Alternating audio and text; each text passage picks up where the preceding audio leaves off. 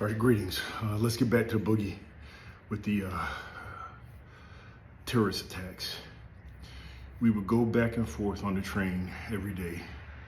And every day that we were out there, it became more and more surreal, more and more upsetting, more and more despair set in. We needed a break. We needed to go back to base, and we needed to gear up to get out of there so we could fight our fight. So we took a break. We went to a beach where there was a lighthouse, and everybody was just sitting on the beach looking toward the skyline, the cityscape. And it was just a time to reflect. And about that time, they released the restrictions on air travel.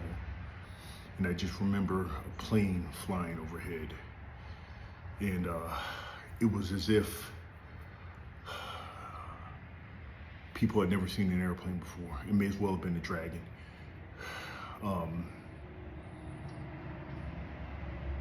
And everybody just started breaking down and crying. It was horrific just to see an airplane in the air. That's how much trauma and grief was in this place.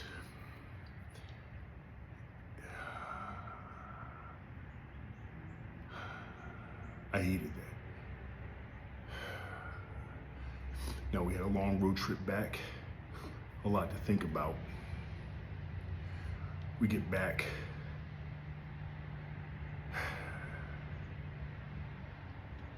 And then we were to brief the base general of the 8th Air Force on what we saw in his command briefing. So he has all his senior enlisted, all the officers, everyone there that is of any importance to the 8th Air Force bomber mission.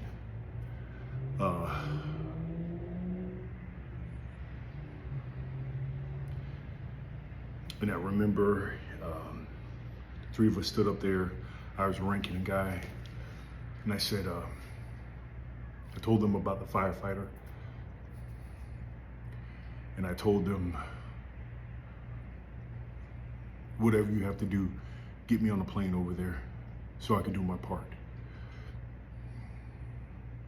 And I explained to them, when they go about their day to day, all of the lives that were changed, all of the bodies that were broken, all of the despair and hatred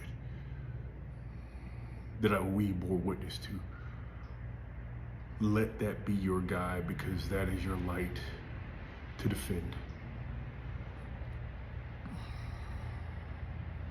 And he gave us a coin, a general's coin from a 3-star general. I kept it because it meant so much to me.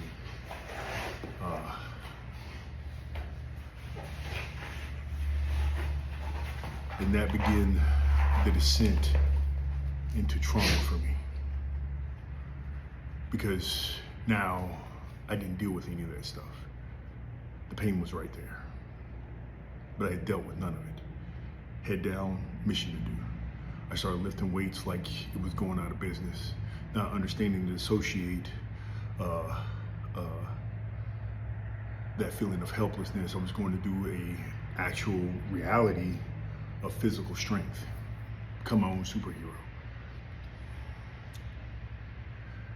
Grinding my joints and my body into the dirt.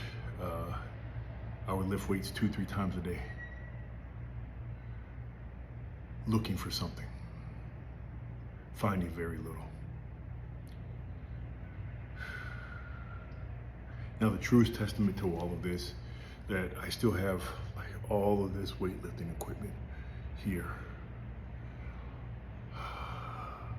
That's the worst piece of equipment I have, the misery machine. That thing is unrelenting. I use my bicycle, go places, on the wetlands, things like that. But it's something that I have to do to overcome. There has to be an action. and accountable action that you can see tangible results from. Well, it doesn't have to be, but that's my path. I'm going to get in this ice bath, and I'm going to start this Monday off right. Believe in you. Love you all. Be the reason somebody smiles today. Have a great day. Go Tigers.